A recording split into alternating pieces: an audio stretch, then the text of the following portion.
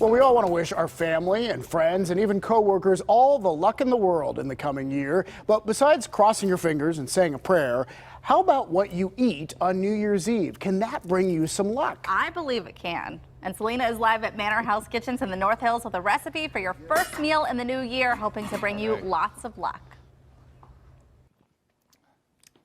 Hey, Heather and David, absolutely. And this is pretty cool because this is a tradition that my family does too. So Chef Bill Fuller of the Big Burrito Group wants to share a great New Year's meal. I can't believe that Christmas is already over and we're talking about New Year's. It's done. Take the tree down, put the lights down. I'm not ready yet. We keep it up. Although I was told when I first got my first house, I was told by my neighbor, who was an old guy in Morningside, I started taking the lights down on New Year's Day. And he's like, what are you doing? And the Steelers had made it to the playoffs. And I said, well, I'm to take my lights down. It's New Year's. He's like, no. You leave your lights up till the Steelers are done for the season. So I like leave that your lights tradition. up till the Steelers are done. It might be New Year's this year, but it might not. I hope not. We'll see. Anyhow, so in my family, I grew up on Polish on one side and Croatian on the other side, and we do pork and sauerkraut every year. That's what we do too. It's good luck, right? It's good luck. So what I do is I slow roast a pork butt. And when you say pork butt, people think it's the butt, but it's actually the shoulder.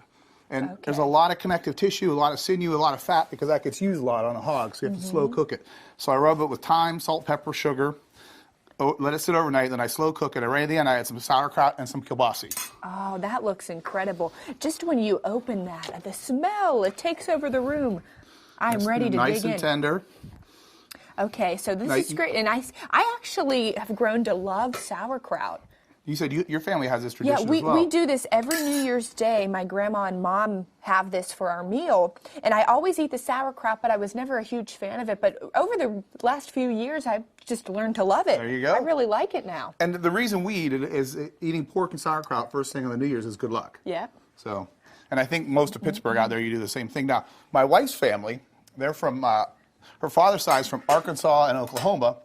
And so they eat black-eyed peas. So when we got together, I started to make some black-eyed peas, and these I just diced up a whole bunch of ham, carrots, celery, onion, a little bit of bay leaf in there, and I just cook it. And so it's kind of a nice, it's a nice hearty counterpoint. Well, this is delicious. I can't wait to taste. Although I did have a little taste earlier, and it was pretty great. I don't think I've ever cooked pork and sauerkraut on Christmas Day, but since I was here this morning, I was cooking it yesterday. It was the smell of pork and sauerkraut with the prime rib smells. It was pretty good smelling house. Oh yeah, that's really hot. You okay? Yeah, but that was really, really good. So this, and I love ham and bean soup too. And that's what kind of what it is. Yeah, it really is. Sometimes I'll put some greens in there. Oh, yeah. So this is your main part of your New Year's meal. This is it. This is it. This is it. You don't do any salads or any... Oh, maybe a little something or some leftovers. But it's very important to have the pork and sauerkraut and the black-eyed peas. Oh, I know. It's one of my favorite meals. But I know you had a big Christmas meal for your family you made yesterday. You were telling me all about it. It sounded amazing. Now you have this coming up. Do you ever have a break where you could just relax? And how about your kids? Do they want to step in? Well, and maybe... I was asking my kids yesterday. I said, when are you going to take over? I said, one of these years. And they said, what are you talking about? You do the cooking. And so I was asking some of the people here at the kitchen store if any of their parents have given it up yet. And no, not so. Mine haven't either. Yeah, I'm never giving it up. I know. I better learn, though. You should start. I should start learning, taking some notes. Pork and sauerkraut's really easy. Okay. And there's a nice recipe online that I did. So. Well, we also have we're going to talk a little bit about the most important thing in New Year's Eve, a little sparkling wine. Yes. So we'll get into the drinks. We have a lot more to come for you guys here at Manor House Kitchens. So stay tuned. We can enjoy some of this because we have some time until we'll see you again. And then we'll pop open the bubbly and we'll continue this party here with Chef Bill Fuller. Heather and David, we'll send it back to you and we'll check in with you in a little bit again. Selena, I want the recipe for that pork. I love having pork and sauerkraut. Pork and sauerkraut, on New Year's. I don't know why we only do it once a year. Every time I have it, I think, why don't we do this on a regular basis? Well, guess what, David? What? You can. Okay.